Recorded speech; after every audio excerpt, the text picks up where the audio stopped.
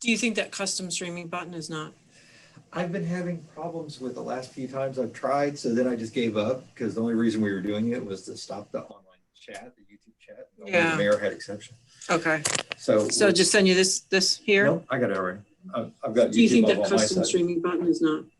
Oh, I've been having problems with the last few times I've tried, so then. go ahead. You want me in the Zoom environment or just watching on YouTube? Whatever you would prefer. At your. I prefer real time. Okay. I don't want to be waiting. Okay. Then log in. Open? Yeah, you can close it. That way we don't get feedback. Yeah.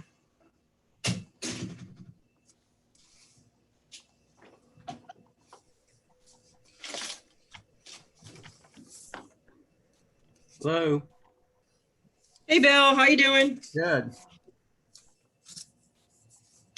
Sorry, I don't know why it was sending that to you in that WinDat format. It was doing that to Maria too. Huh. I've never seen that before. It's usually like an ICS. Oh, good. I wasn't just the only one. It No. wasn't just you. No. Okay.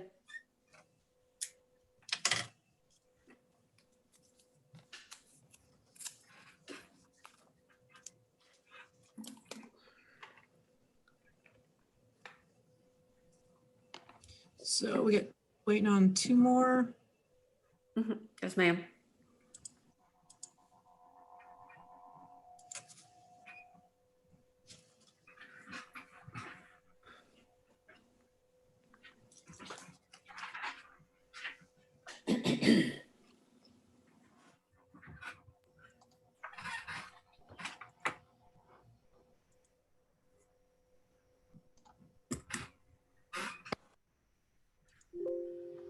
All right, Sharon, I'm going to record on my end so it doesn't keep you waiting for an hour to finish downloading the recording when we're done. Okay, I hit the record button. No, you Already? got it right, but under the new system, what it does, depending on the length of the meeting, you have to leave your computer on while it finishes downloading, and sometimes it takes a while. So I'll just do it on my end.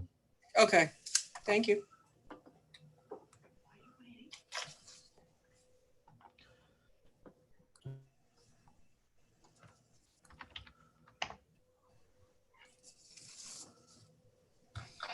Hello. Hello.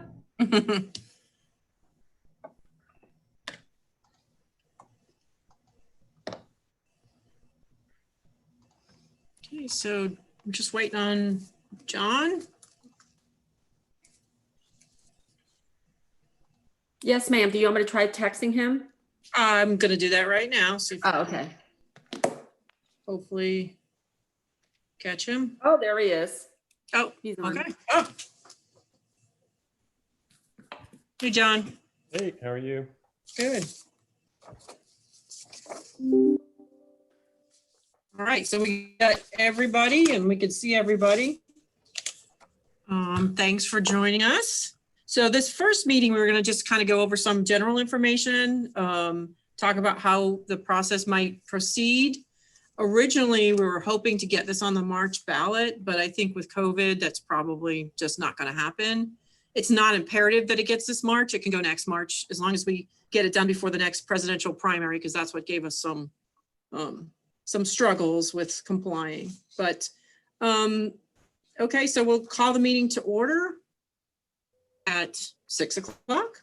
And the first thing on the agenda was the Sunshine Law video. We're not going to torture you with it because I think you've all seen it fairly recently in one of the orientations.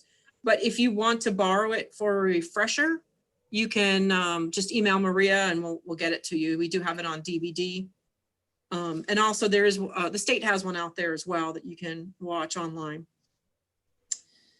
So the next thing was to review the bylaws, and I believe that you were all given a copy of the bylaws. So I don't want to go page by page on it. You know, if you have any questions or any concerns, definitely let us know. But the most important thing tonight is the bylaws do call for a chair and a vice chair to run the meetings and the vice chair to step in if the chair is not available. So that's on tonight's agenda, to appoint a chair and vice chair. And additionally, the bylaws do allow for the video conferencing meetings, as long as the governor has his executive order in place. We do believe that may be expiring on the 15th. If that's the case, or if you want to, we can meet in person. We are able to socially distance in the council chambers.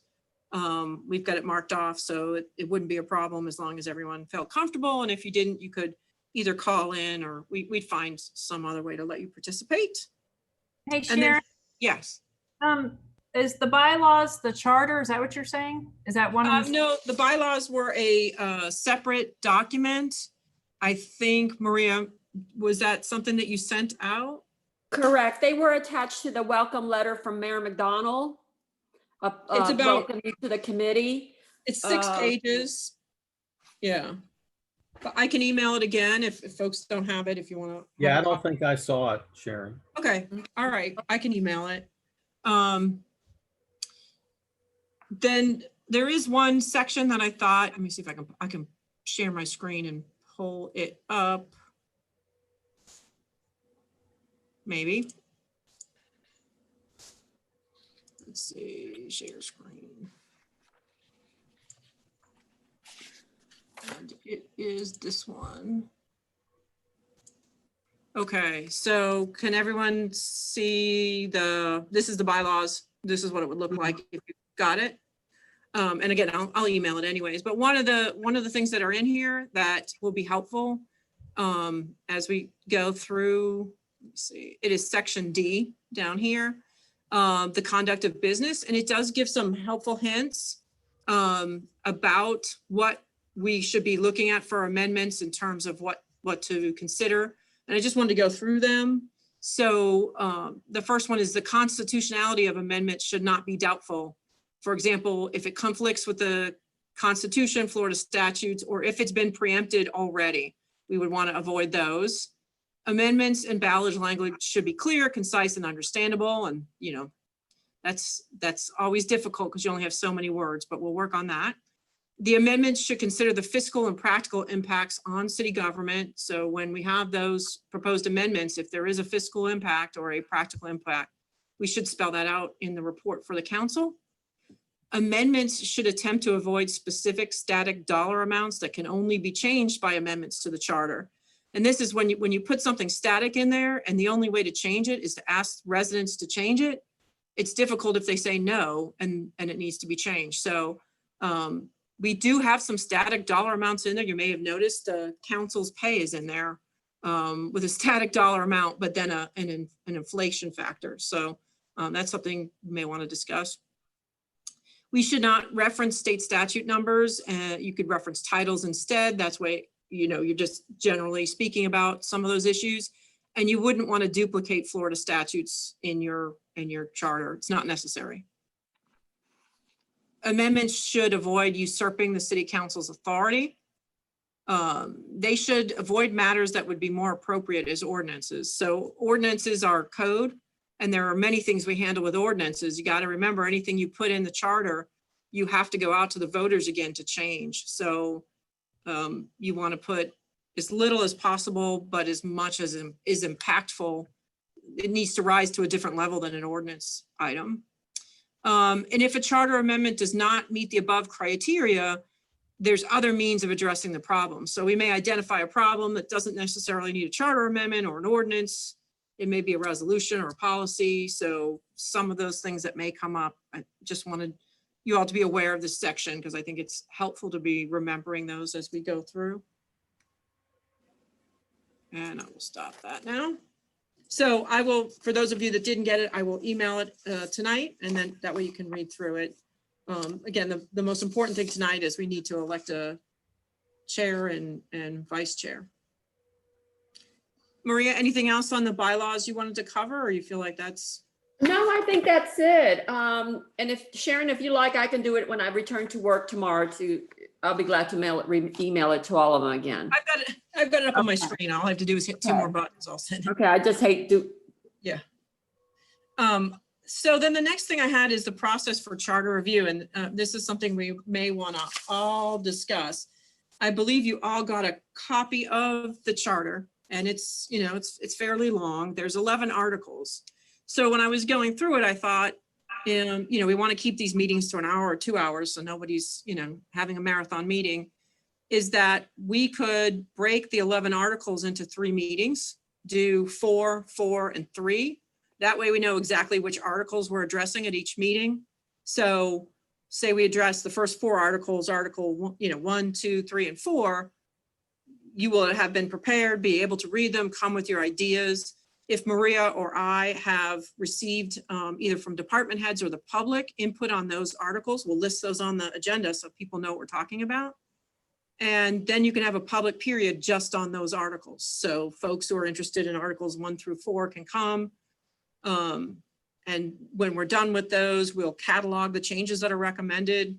They may need legal clarification or just some more research, and we can bring those back to you at the next meeting as old business while we do the next 4 articles and then follow up on the old business. So that was my thought, is to sort of get through it. It didn't seem like 3 to 4 articles would be overwhelming to go through. Seemed to be a reasonable amount to break it up. And that would keep it to 3 meetings. And then a final meeting where we bring all of this catalog back, have another public input session and go through all of them. That's the point in which you would vote them up or down, 3 votes. They get in the report, don't get 3 votes, they don't get in the report on a question by question basis, as opposed to the whole report where you got to take it all at once. So that was my thought of getting through it, but I'm happy to hear from others who've given it some thought. Sharon, in the past, has it been 4 meetings total? No, that's what I'm trying to avoid. The last one just stretched out for a very long time and got a little frustrating for the folks who are on that charter review commission. So we're trying to keep it organized, but we could set a 6-month and do 2 each. I figure we could figure out the first time when we do the first 4, if that's too much for one night. But because after we go through each section and you get input from city employees and city residents, you've then got to formulate the questions and then put them all in a report. And so, I would think even if we did it in 3 or 4 meetings, it would still be more meetings after that to get the report ready for council and to present it to them.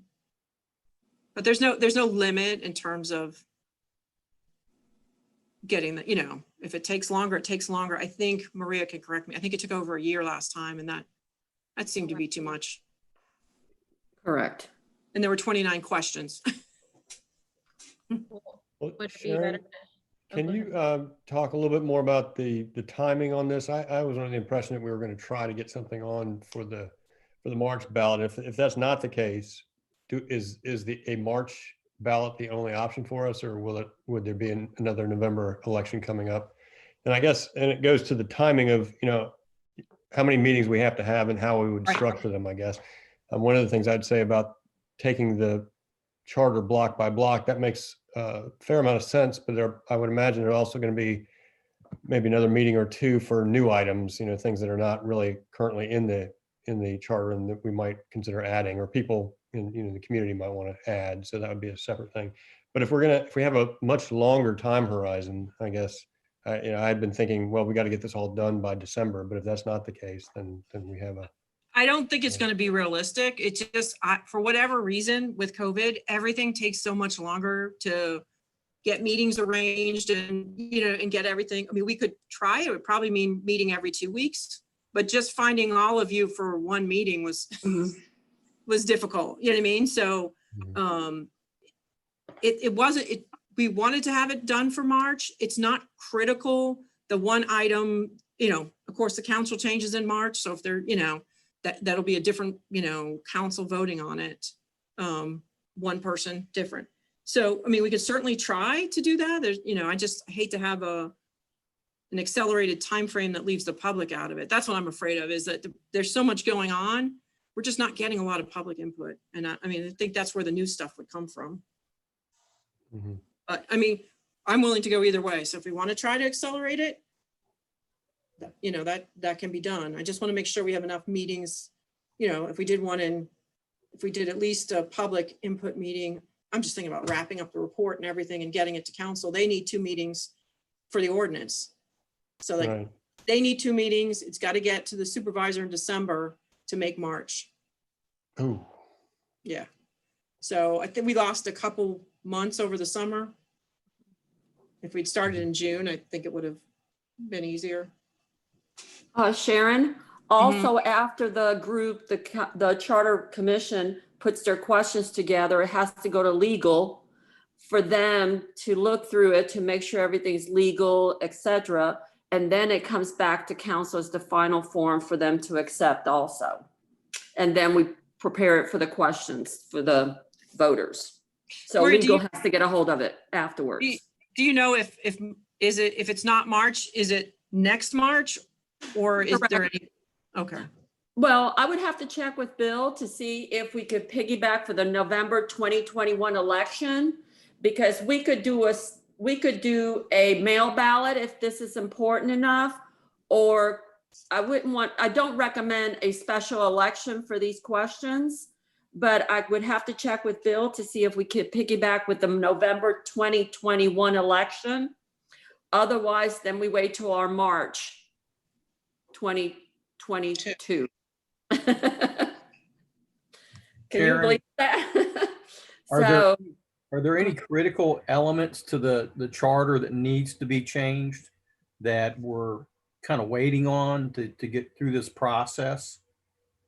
No, the one that we had that had created concern is there's some language in there that made it difficult for us to comply with the presidential primary when they changed that date.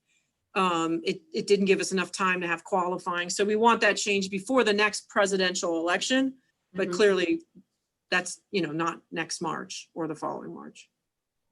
That was the only one. You run the risk of the legislator preempting something that isn't preempted right now, mhm. they do it all the time. Yes, every session. So And then to piggyback on Bill's question, what about any state statutes that we need to comply with?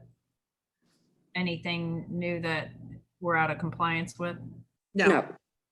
Okay, thank you. So I'll ask John this question since he just came off council.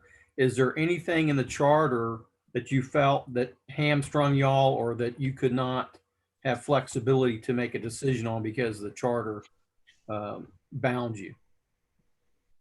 No, I don't think so. I think the charter is a fairly, it's just a structural document. So it allows us to do what we need to do. And there was nothing, this cleanup issue that Sharon mentioned is the only issue. I think we kind of got crossways with the statutes on the timing of those elections, but that's not something that we kind of felt, that I felt anyway on the council that was in any way limiting.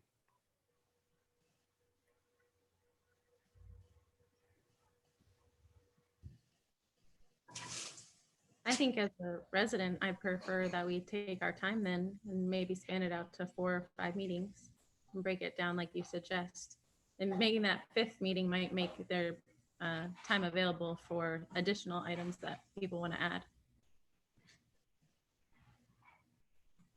does 4 articles, or you want to pare it down to like 3, 3 per meeting? I'm okay with 4 articles per meeting, last one 3. Okay. Again, not having any expectations of how many changes are going to be made. Some of these articles, we might just go through them and say there's nothing here. Mhm. Right. So again, from the standpoint, it's a structural document and we don't need to put things in here that ordinances cover. Right. Correct. Unless you think that an ordinance doesn't cover it. And I mean, there are things we put in the charter because like heritage property, you know what I mean? Like there's things we put in because we don't feel like it's enough, but yeah, there aren't many of those things. And then I think in terms of the public engagement, it's difficult. We could set up an email, charter review at It's My Maitland, something that people could email in any changes that they want, as well as try to get the public meetings out there. We have our new website. So hopefully people can sign up. I don't know how excited they get about charter. I talked to Michelle in Winter Park. She said that they had a lot of turnout, but it was it was pre-COVID and, I think we give out door prizes. We'll get people in there. We're gonna Gift have all kinds of fun. Yeah. gift I think cards. that's gonna be the limiting factor here. I think for us, meeting, we can break it up into 4 meetings or 5 meetings and we can meet as we are now. I think the real difficulty and really the purpose of this whole exercise, I think largely is to get public input. I mean, we have, several smart people on this. We're all, I guess, assume we're all rational and smart people. We have good ideas, but we really need to kind of reach out and engage the public on this. And it'll be really limiting to do that in a Zoom format and getting anybody. So maybe the longer time horizon gives us, assuming that there's some kind of therapy or vaccine or some way we can all get back together personally. I think that's where you're going to get your interaction with the public, and otherwise it'll be very difficult. You're going to have to get, although Robert works wonders. I mean, he can, get out there and get all kinds of people excited about things, but that's going to be our limiting issue, I think. Right. We can fit about 22 people in the council chambers, but Renee from the Civic Center did reach out and say they can fit a lot more people socially distanced. So, if people would feel they've got both sides, they're huge, they can put the tables 6 feet apart. So she's offered that. So if that's something where we want to say, hey, we're having a public workshop, come give us your ideas, they may feel more comfortable in a much bigger venue like that than, what we have here, which allows 22 people. So it'd just be a matter of maybe setting, whether that's end of October or early November, well, not near the election, somewhere in November, and just get the date out there, the date, the time, the location, see if people show up. Mm-hmm. Well, and probably also in Winter Park, they had some issues that were driving people to be involved, and there were hot issues at that point in Winter Park, I guess, and everything is pretty chill in Maitland right now. So I'm not sure how much people are really going to want to get out there and change the structure of what we're doing. But there, if you go through, like, you just kind of survey several charter review commissions of different cities in Florida over the last 5 years. I mean, people come up with some pretty interesting ideas, and that might generate some excitement, and people might want to come together and start talking about a particular issue or two. I think when the problem I think the last charter review commission had was they just had way too many complex additions to the thing, and it just kind of it made it very unwieldy and not very easy for people to kind of get a grip on what were the major changes they wanted to see done. So yeah, I think the 29 questions, by the time people got through the first 10, they just said no, because they're like, why are you changing all this stuff? And it's difficult to communicate why you're changing it with the way you have to word the ballot question. It just doesn't necessarily, it doesn't have any clarifying information along with it. It's just the ballot question. As I recall, we put out some information that was larger than just the ballot question. But on the ballot, all you can have is the limited words. So if people didn't take the time of beforehand to read it, a lot of them didn't know what it really was about. Right. No, because we had like one piece of it passed and the second piece didn't, and it makes no sense. You know what I mean? Like, so one charter amendment passed that was dependent upon the other one, and that one didn't. But yeah, they just showed up. They maybe didn't even look at their sample ballot. They just showed up to vote and was like, what are all these questions? So that's, if that's why I think beyond that, part where we want them to know why we're asking the questions is we only do this every 10 years. I don't want people to say, I missed the opportunity. You did that in a closet somewhere, you didn't ask us. So we'll get information out. Something with the other charter review, the last one with the 29 questions, it was also tied into a presidential primary.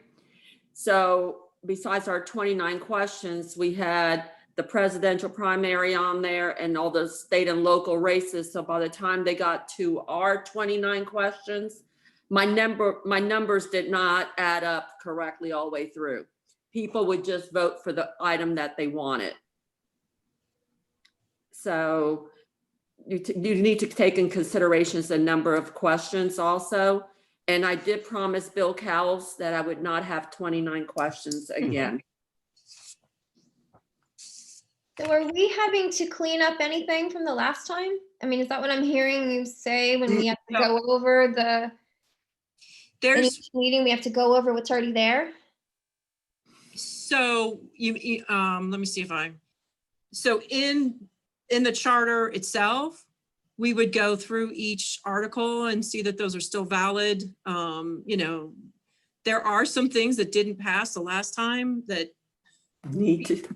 really need to be part of the part that did pass, but I don't know that we gain anything by asking again. But there's things that are in here, like it's there's one that HR brought up, and it's like, in our charter, the city manager has a grievance process, which is kind of crazy because I'm at will. So why is there a grievance process? You know, it doesn't make sense. But if you go to take that out, then people go, oh, well, everyone should have a right, you know, like it's difficult to explain to people why you're taking it out. But our department heads don't have a grievance process, but somehow it was important enough to put it in the charter. So, I mean, there are things I'd like to see come out. I just don't know, you know, if it's that important to ask people to vote on that.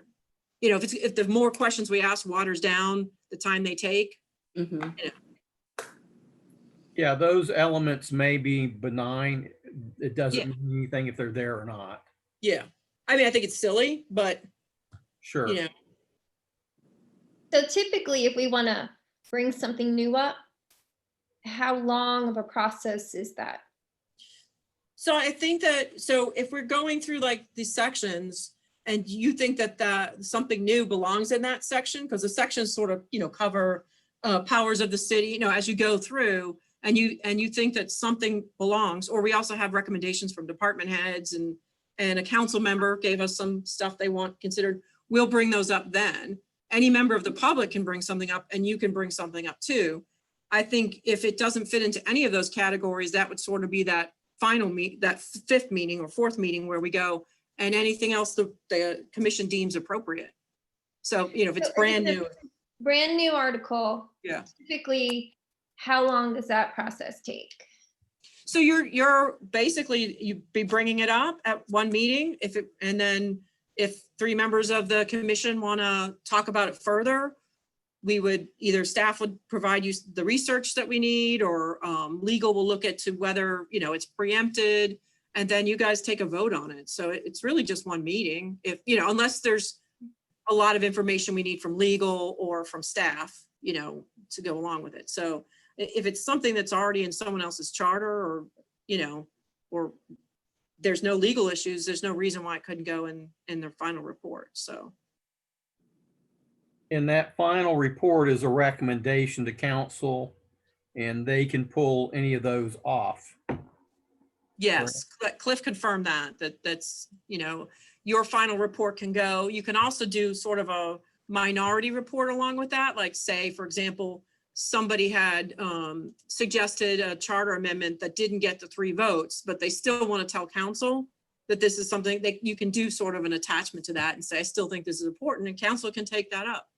So yeah, the report is important, you know, and even think, like I said, even if it doesn't get 3 votes, it doesn't go into the final report, it can go into like a, you know, like a minority report or a, you know what I mean? Yeah. supplemental. Yes. Supplemental to say these were considered but didn't get the requisite votes.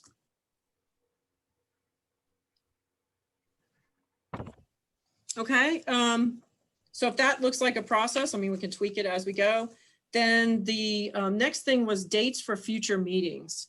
So I don't know what dates are good for folks. And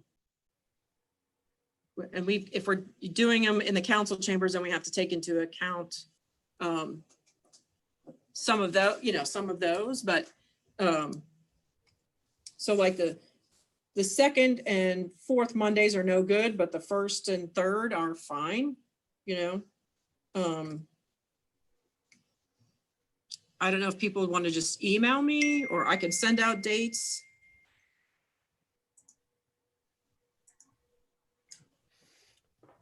Is it possible to do it like a doodle calendar? I can. I can That send, would give us all that screenshot to plug in what we have available for you. okay, so I can do that for October, November, December, maybe January, I'm assuming those 4 months, see what we get. Is once a month the right? I know, Kathleen, I know you got a lot going on at P and Z. So is once a month all right, or you want to do try to do every 2 weeks? What's a good time frame to do 4 articles? I think if you believe we're not going to make this on the ballot, then No. we can extend it out. I'm fine with once a month. Once a month, okay. How's Okay. everyone else feel about that? I mean, if we were going to try and compress this and get it done by December, then I think it'd have to be every other week. Yeah, But if we're I, gonna extend it out, I'm not sure that we need Okay. to beat ourselves up over rushing it through. yeah, Yeah, I think once a month is probably good. I mean, anything less than that, we're, kind of risk losing steam because you kind of Yes. wonder, what did we do 2 months ago? Where we? yeah, that is happening. So, okay, so once a month, I will send out some dates where the council chambers is available. Is everyone okay with meeting in person, or? I am, I'm okay as long as we have, mask and social distancing. Yeah. Mhm. Yeah. Yes. We've got enough room in the council chambers. I'm assuming there won't be a lot of public showing up. And if someone wants to call in, we'll have that option too until the governor, and again, we only need the call in for a quorum. I mean, we only need the in-person for a quorum. You can still call in and you just wouldn't be able to vote though. So that'd be a bit of a problem. So, but we do have the phone down there if necessary, if someone can't make it. So, all right. And then the final. How's everybody else feel about it? I chimed in, but I didn't hear anybody else. I'm fine with that. I think it's better to be in person. I mean, it's been very challenging doing what we're doing right now with P and Z doing land development code just off of Zoom. I mean, that's been very hard. So I would prefer, I think there's an energy and you can read and get an idea of what people are thinking in person that you can't get from Zoom. Okay, all right, so we'll shoot for in person, but always have the call in, dial in option if anybody, can't make it, is out of town, And Sharon, you said something about the voting. Is that something we vote on each time we go over an article? Then do we vote on something, or do we wait to the end and then make our final decisions for the vote? So the final report is at the end, but you may be making, maybe asking staff to do things as a decision, like, yes, staff, we want you to bring the city attorney to the next meeting or something like that. So, I mean, So things it's that, not just informational.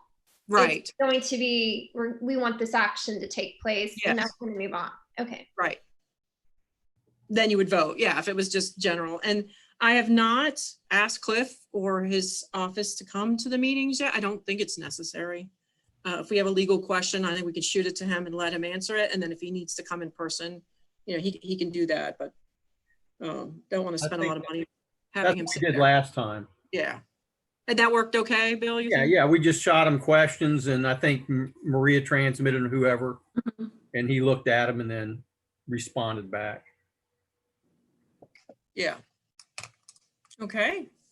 And then the last order of business is appointment of officers. So we need a chair and a vice chair, and we do that via nomination.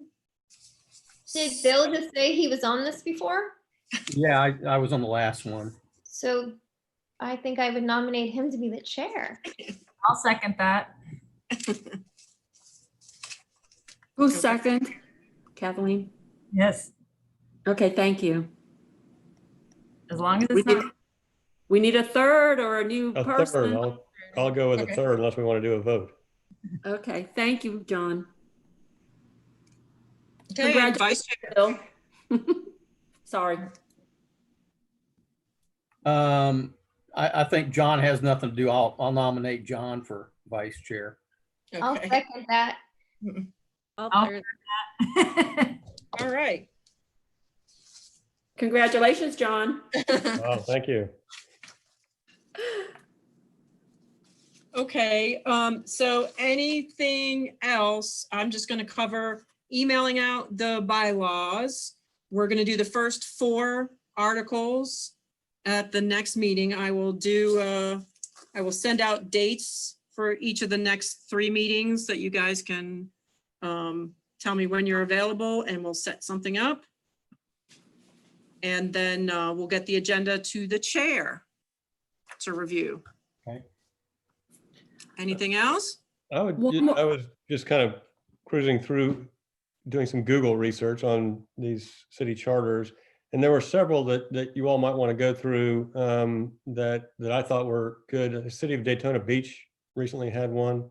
City of New Smyrna Beach had one, and City of Winter Garden had one. And you can, I mean, just type in the Google search city charter review and type in those cities and it'll come right up. But it'll go through the entire report that those charter review commissions came up with and what they added. You know, I know Karen, for instance, I think it was New Smyrna they added sustainability to their charter, for instance.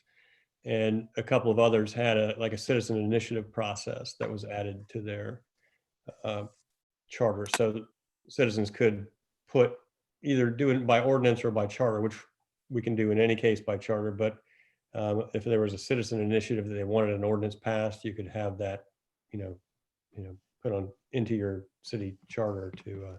Don't we have that in ours already? I thought we had that in ours. Well, what we have is, I think the state statute allows us to amend our charter by ballot referendum. And I think, so the statute allows that for any city, and that's what we did. You remember the billboard deal, I think, was probably done by that.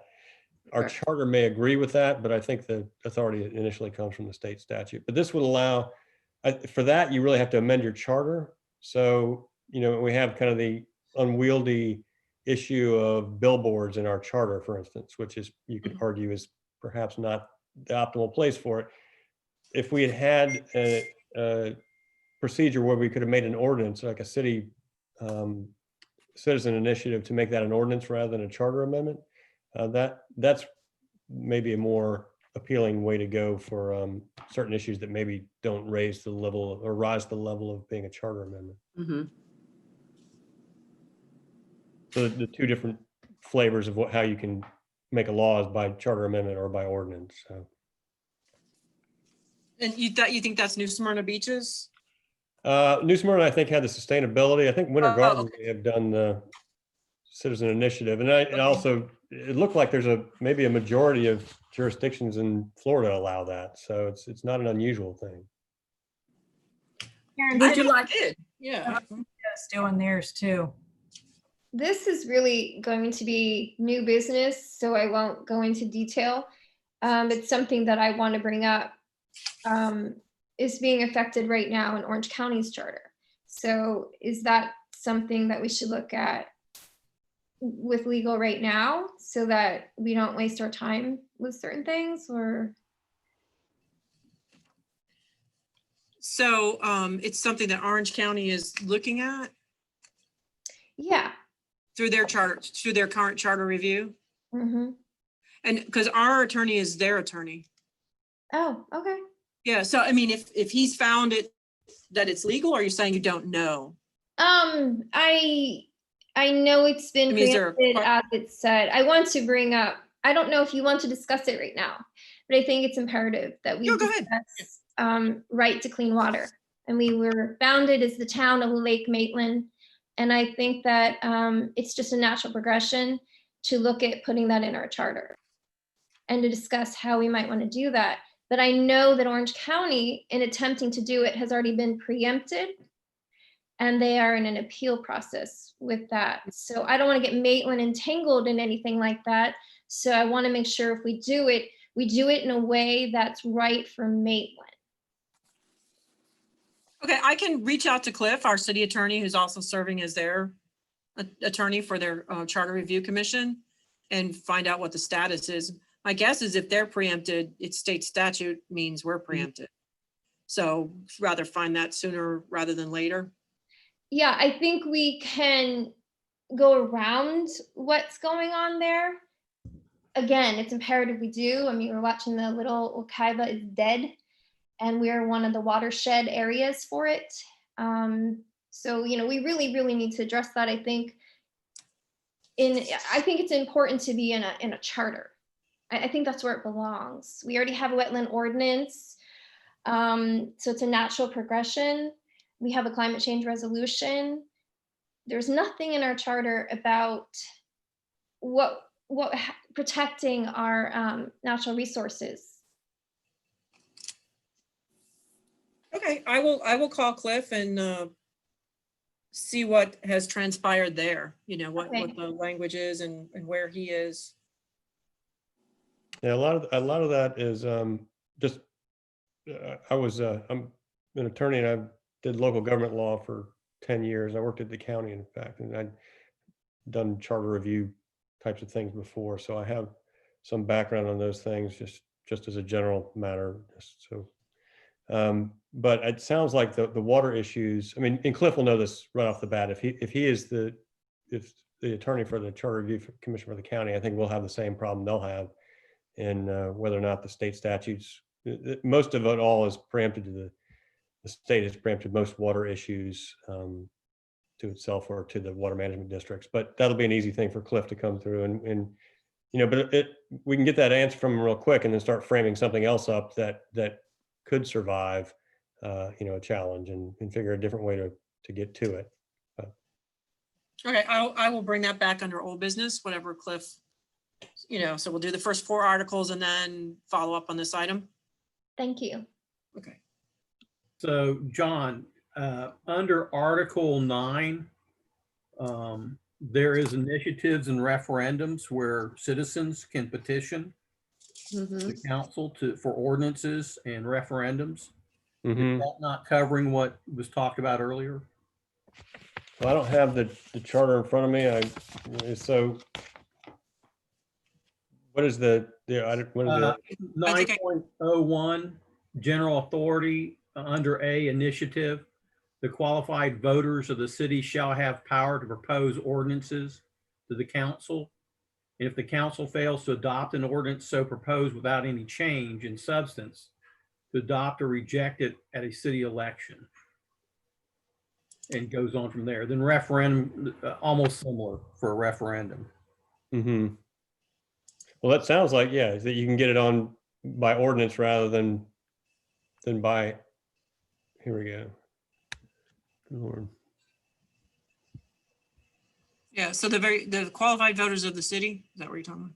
Correct, under section 9.01 point general A. authority. Yeah. Yeah, it shows up on my screen so tiny I can't. Yeah. Oh, you know what? Yeah, we could take a look at that. I mean, we could bring that up under old business. Yeah, as well. it sounds like what you read, Bill, which I can't quite read here, is exactly the language that I was looking at in the New Smyrna Beach adoption. So it's probably a fairly standard. There we go. Trying to zoom in here.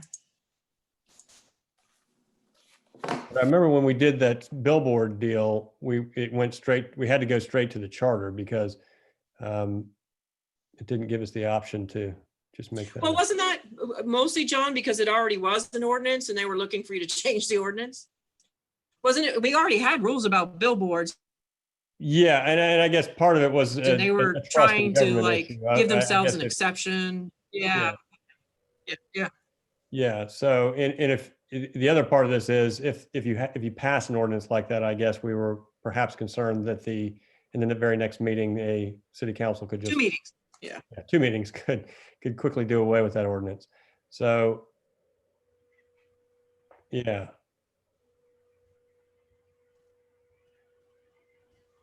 Yeah, this is the same language, yes.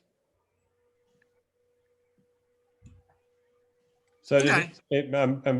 part of it is I got it over your pictures here. So Yeah. what do you need? 10% of the voters of the last election to bring it? Correct. Actually, 15? Is that where we're?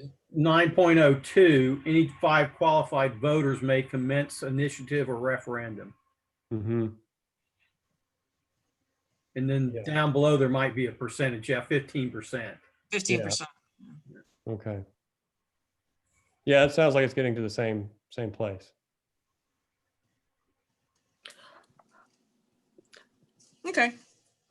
Most of the charters are by every city, especially in the state of Florida. Then mostly a lot of them are generic and you have the same language and all of them with certain things change per city. But most of them are standard if you look at them.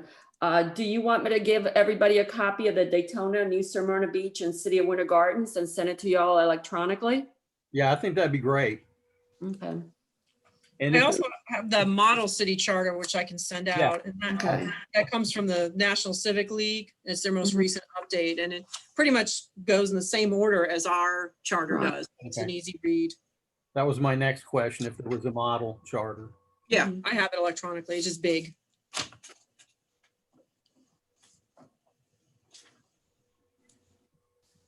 Okay, anything else? Well, Bill, you get to bang the gavel. Okay. I got in my, Good night, everybody. Good Have a night. evening. okay, thanks. Thank you.